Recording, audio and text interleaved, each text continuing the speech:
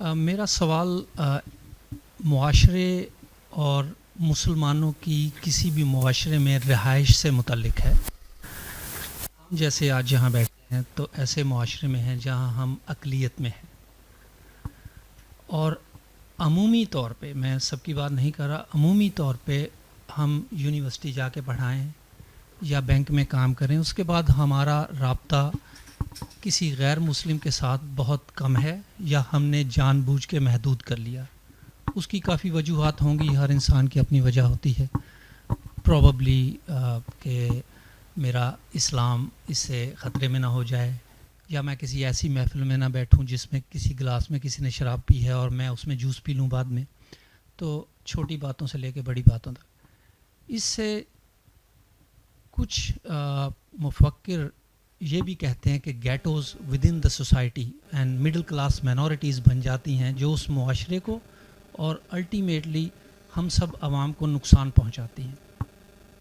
تو آپ کیا ہدایت کریں گے کہ ہمیں یہاں کیسے رہنا چاہیے اور کس طرح سے ہم جو ہے وہ گیٹوز ود ان دا سوسائٹی اور سوسائٹیز ود ان سوسائٹیز نہ بنا دیں جس سے ہمیں خود الٹیمیٹلی نقصان اٹھانا پڑے اس معاشرے کا حصہ ہوتے ہوئے.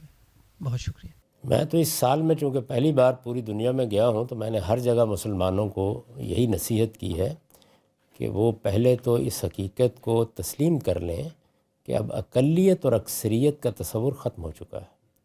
اس وقت ہم جدید قومی ریاستوں میں رہ رہے ہیں، یعنی 2-4 ریاستوں کو چھوڑ کے باقی ساری دنیا میں اس کانسیپٹ کو اختیار کر لیا گیا ہے. جدید قومی ریاست کس اصول پر قائم ہوتی ہے یا ہوئی ہے؟ وہ اس اصول پر قائم ہوئی ہے کہ اس میں رہنے والے تمام باشندے جو اس کے شہری بن چکے ہیں وہ برابر کے شہری ہیں. یہاں کوئی حاکم اور محکوم نہیں ہے. تو اقلیت اور اکثریت کا سوال تو وہاں پیدا ہوتا تھا کہ جہاں کوئی دوسروں پر آ کر حکومت کرتا تھا، ان کو محکوم بنا لیتا تھا. اس میں بارہا دنیا میں اقلیتوں نے اکثریت پر حکومت کی ہے.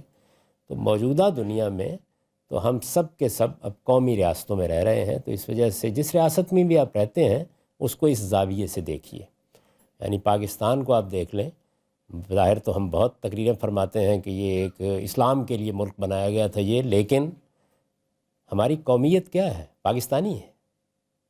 یعنی 14 اگست 1947 کو جب ہم نے آنکھ کھولی تو اگلے دن ہندو بھی پاکستانی تھا، اگلے دن بدھ بھی پاکستانی تھا، اگلے دن مسلمان بھی پاکستانی تھا.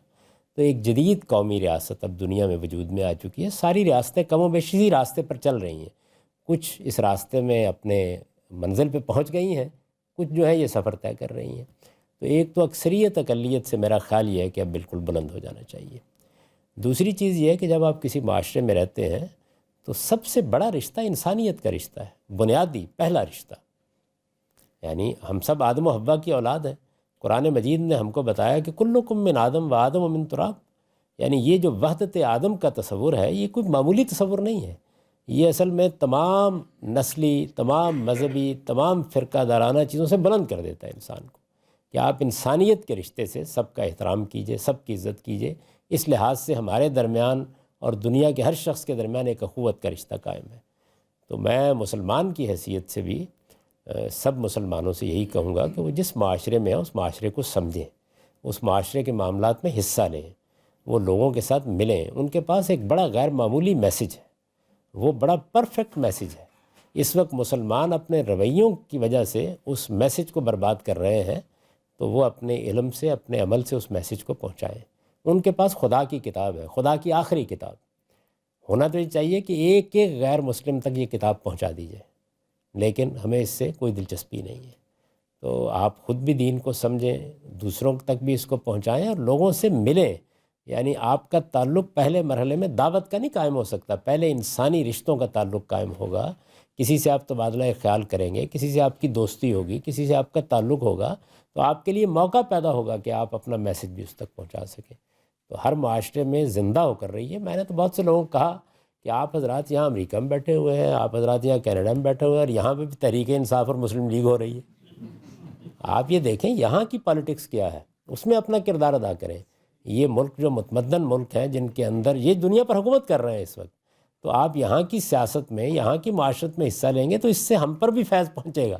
تو حضرائے کرم اس خول سے نکلیے، اسی طرح جو بعض لوگوں نے مجھے دکھایا کہ ہم نے بعض جگہوں کے اوپر پوری الگ سے بستی بسا لی ہے، تو وہ اگرچہ بڑی خوشی سے دکھانے کے لیے لے گئے، لیکن میں نے ان سے یہی کہا کہ آپ نے کوئی صحیح فیصلہ نہیں کیا.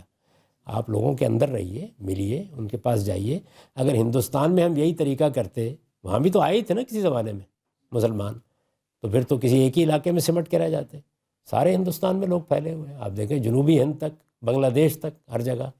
تو آپ کے پاس ایک میسج ہے، اس میں کیا کوئی احساس کہتری ہے؟ یعنی ہم ایک بڑا بالا تر میسج رکھتے ہیں، اس کو خود بھی سمجھیں، دوسروں تک بھی پہنچائیں. لیکن دوسروں تک پہنچانے کا عمل اسی وقت ہوگا جب لوگوں سے ملنا ہوگا، جب ان سے آپ بات کریں گے.